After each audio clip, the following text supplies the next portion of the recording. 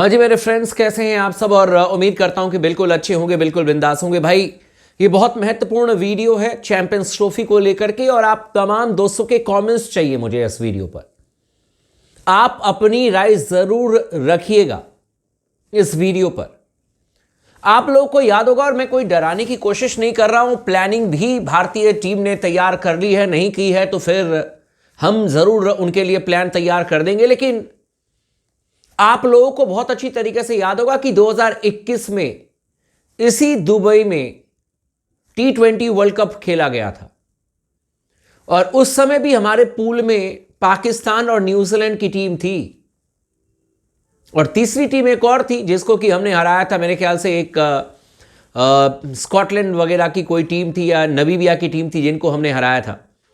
लेकिन 2021 में न्यूजीलैंड से भी हम हारे थे, पाकिस्तान से भी हम हारे थे इसी दुबई में। तो पहली बात यह है कि आप हल्के में ना लें पाकिस्तान की टीम को, और ना ही हल्के में लें न्यूजीलैंड की टीम को। मैं ये जरूर कहना चाहूंगा कि इस समय हमारी टीम जो है वो दुनिया की नंबर 1 ओडीआई टीम है। जिस तरीके से हमारी टीम ने प्रदर्शन किया 2023 में, लेकिन 2023 और 2025 की शुरुआत में अब तकरीबन 1.5 साल का समय निकल गया है कि नहीं। 2023 में हम एशिया कप जीते, 2023 में हम वर्ल्ड कप के फाइनल तक गए थे। दिल से तो हम ही चैंपियन थे भाई, क्योंकि लगातार मैचेस हम जीतते हुए आए, लेकिन अंत में जाकर के ऑस्ट्रेलिया ने फाइनल में हमें हराया था। लेकिन 10 मैच लगातार हम जीते थे। उससे पहले एशिया कप में लगातार मैच जीते हुए चैंपियन बने थे। लेकिन इसी 2021 की अगर बात करें, मतलब दुबई में 2021 में, तो न्यूजीलैंड ने भी हमें हराया था वर्ल्ड कप में T20 में, और पाकिस्तान ने भी हमें हराया था, और हम ग्रुप स्टेज से ही बाहर हो गए थे। वो विराट कोहली का आखिरी असाइनमेंट था as a captain T20 format में। उसके बाद रोहित शर्मा कप्तानी करते हुए नजर आए। लेकिन इसीलिए मैं कह रहा हूं कि भारतीय टीम को सतर्क रहने की जरूरत है। लेकिन इसके पीछे एक प्लान है। अगर अब आपको ओडीआई क्रिकेट में जीत दर्ज करनी है तो 2 प्लेयर आपके लिए बहुत महत्वपूर्ण होने वाले हैं। और मैं अपनी मन की बात बता रहा हूं। मैं ये नहीं कह रहा हूं कि आप सूर्य कुमार यादव को लेकर के आ जाओ या फिर आप किसी और को लेकर के आ जाओ। मैं कह रहा हूं कि अगर चयन करता, जैसे कि बार बार यह खबर आ रही है कि भाई ऋषभ पंत ही आपके फर्स्ट चॉइस विकेट कीपर हैं। इस वीडियो को आखिरी तक जरूर देखिएगा, बिल्कुल डिटेल में पता चल जाएगा। मैं कह रहा हूं कि अगर आप ऋषभ पंत को कह रहे हैं कि ये हमारे फर्स्ट चॉइस विकेट कीपर हैं, यानी कि उनका खेलना तय है, या उनके बैकअप में संजू सैमसन होंगे या ईशान किशन होंगे या वॉटेवर जो भी होंगे, मतलब एक तरीके से यह कहा जा रहा है कि ऋषभ का खेलना तय है। और जब आप केएल राहुल को भी कैरी करेंगे, जब आप श्रेयस अय्यर को भी कैरी करेंगे, जायसवाल को भी लेकर के जाएंगे, गिल को भी लेकर के जाएंगे, रोहित और विराट तो आपके हैं ही। तो इसका मतलब एक तरीके से आपने इशारा कर दिया कि आप सूर्य कुमार यादव को नहीं लेकर के जाओगे चैंपियंस ट्रॉफी के लिए, जो कि मेरे पसंद थे। सूर्य कुमार यादव को जरूर लेकर के जाना चाहिए, लेकिन चूंकि अब लग रहा है कि ये सूर्य कुमार यादव को लेकर के नहीं जाएंगे, तो ऐसे में क्लियर कट एक मेरा विजन है, और वो ये है कि आप बाएं हाथ के बल्लेबाज ऋषभ पंत को फिर 3 नंबर पर बैटिंग कराएं ओडीआई फॉर्मेट में, और इनको फुल लाइसेंस दे कि भाई हमें 150 की स्ट्राइक रेट से रन चाहिए 3 नंबर पर। ऋषभ पंत को 3 नंबर पर बैटिंग कराओ फिर ओडीआई फॉर्मेट में, क्योंकि ऋषभ पंत को आप अगर पीछे 6 नंबर 7 नंबर पर बैटिंग कराएंगे तो फिर वही हाल हो जाएगा ऋषभ पंत का जो कि सूर्य कुमार यादव का हुआ। मैं आज आपको लिख करके दे रहा हूं, 6 नंबर 7 नंबर पर आपके कौन बल्लेबाज चलेंगे वो आप नाम सुन लो। वहां पर चलेंगे आपके हार्दिक पांड्या, वहां पर आपके चल सकते हैं नीतीश कुमार रेड्डी, वहां पर आपके लिए चल सकते हैं अक्षर पटेल। लेकिन अगर ऋषभ पंत जैसे बैट्समैन को या सूर्य कुमार यादव जैसे बैट्समैन को आप कहोगे कि आखिरी के 5 ओवर में जाकर के मारधार लगाना है, तो वो अपना विकेट दे करके आएंगे, क्योंकि एक्सपेक्टेशन ज्यादा रहती है, गेंदें कम होती है, तो ऐसे में बल्लेबाज फंस जाते हैं।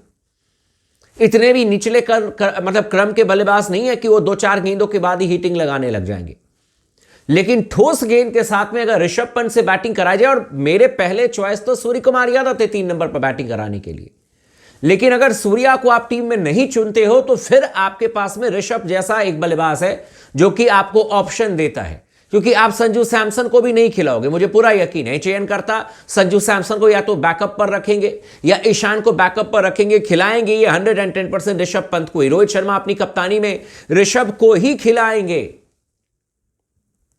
और ऐसे में ऋषभ को अगर खिला रहे हैं तो उनका बेस्ट इस्तेमाल आप कहीं कर सकते हो, तो वो सिर्फ और सिर्फ 3 नंबर पर करके देखो आप, जहां पर कि आप उनको फुल लाइसेंस दो कि भाई आप बल्ला चलाओ उसी तरीके से जैसे आपने ऑस्ट्रेलिया में सिडनी में चलाया था।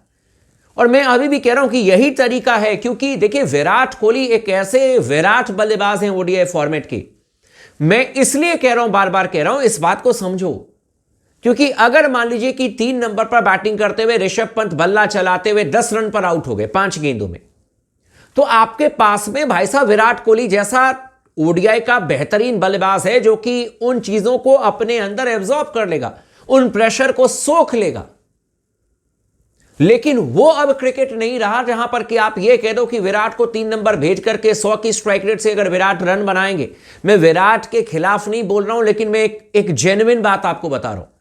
अगर 3 नंबर पर विराट 100 की स्ट्राइक रेट से रन बनाएंगे और भारतीय टीम का स्कोर अगर 305 310 होता है दुबई में पहले बैटिंग करते हुए, तो आप लिख लो कि मैच आपको हारने से कोई नहीं बचाएगा भाई साहब, क्योंकि वहां पर अंडर लाइट फिर बैटिंग करना आसान होगा और वो आपके हाथ में है नहीं कि टॉस जीत करके, कि आप ही टॉस जीत करके फील्डिंग लोगे, इसकी तो कोई गारंटी है नहीं, है ना। हो सकता है कि पाकिस्तान टॉस जीत करके कह दे कि हम रन चेस करेंगे, जैसे 2021 में हुआ, या न्यूजीलैंड कह दे कि भाई साहब हम रन चेस करने के लिए आएंगे, जो कि 2021 में हुआ। फिर आप क्या करोगे?